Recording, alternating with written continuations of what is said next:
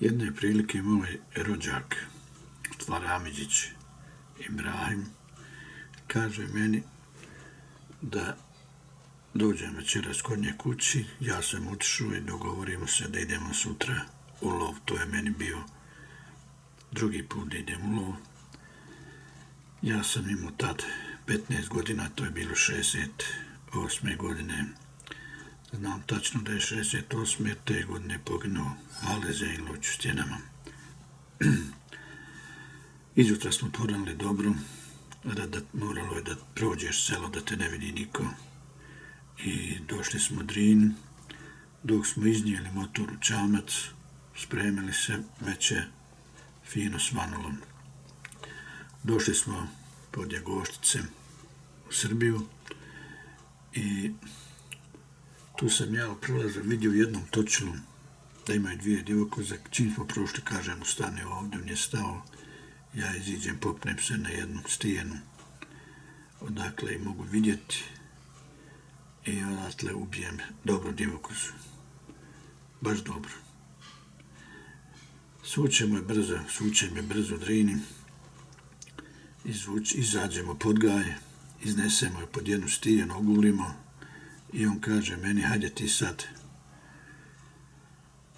uza stijene, idi za Radovinu, ostavi pušku negdje gdje ćeš fino da zabilježiš, da je možeš naći kasnije večeras, dođi po nju, da ne čekamo dugo jer smo rano lovili, a nije ni podne bilo. Ja sam izišao pod gaj, stavim pušku u ogradu pored dva mezara ratno i odem kući. Kad sam došao kući, kažu ima sjelo veće kod Hilme Bjegića, komljenje kukuruza iz Okomine. Došao sam na sjelo, bilo je dosta i cura i momaka, bio je moj jedan dobar prijatelj tu.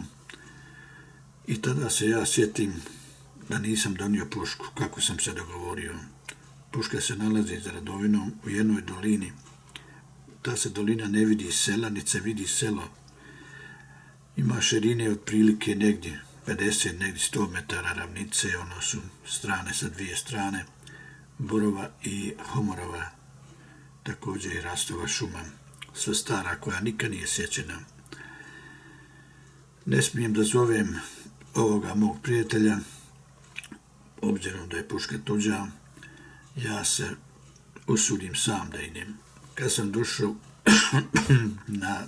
na kraj sela, na jedno brdo, ušao sam u borovu šumu, pošto je jesen, pomalo ima vjetra i ja čujem tačno da borovi kao da pjevaju.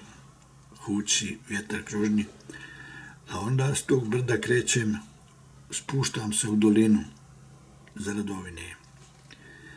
Sa obje strane je ta šuma, ima poneka njiva do njive, ali je to uzak prostor.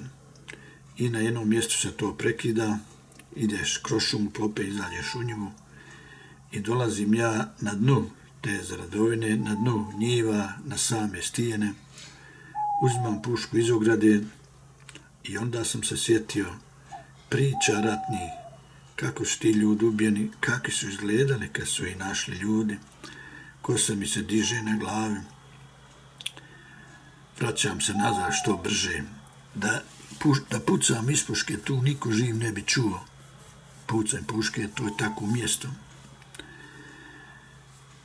Trčim, idem, uplašen sam puno, zalazim u tu šumu koja prekida te njive, tu me najgore strah, izlazim iz te šume, ulazim u prvu njivu nekog Ibrahima Mujića i iz te njive ja vidim naprijed jedno možda 50 metara žena stoji i drži dijete u naramku. Ja učim sve što znam, molim Boga kako god znam i koliko god znam. U jednom momentu sam se sjetio da bježim na lijevu stranu uz mog Amidžića i Ibre njivu, pa gore uz Halila Mujića, ima gore drugi put, ali sam se onda sjetio da čovjek ne smije bježati. Od prikaze šta se god desi, moraš ići ko si pošao. I ja tako u tome strahu prilazim, ta se žena i dijete smanjuju.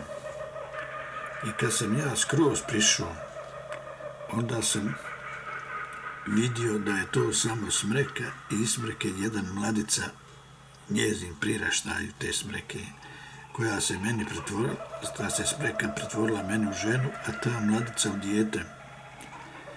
I nekako sam tad istrčao gori, već mi je bilo lakše, preživio sam, a mislio sam da ću tu umrijeti. Kad sam došao kući, taj me Amidžić tužio što sam išao, mogu sam izjutra otići rano ili opet drugi dan predveče, ali šta je poenta ove moje priče? Da prikaza ne postoji. Prikaza ne postoji, to mi je neko pričao, takvu priču, to je moj mozak registrovao i u tome mom strahu je to aktivirano. Dakle, ne bojte se. Kogod kaže da ima prikaza, laže. Nema ni vampir, ne može biti. Ni vila nema.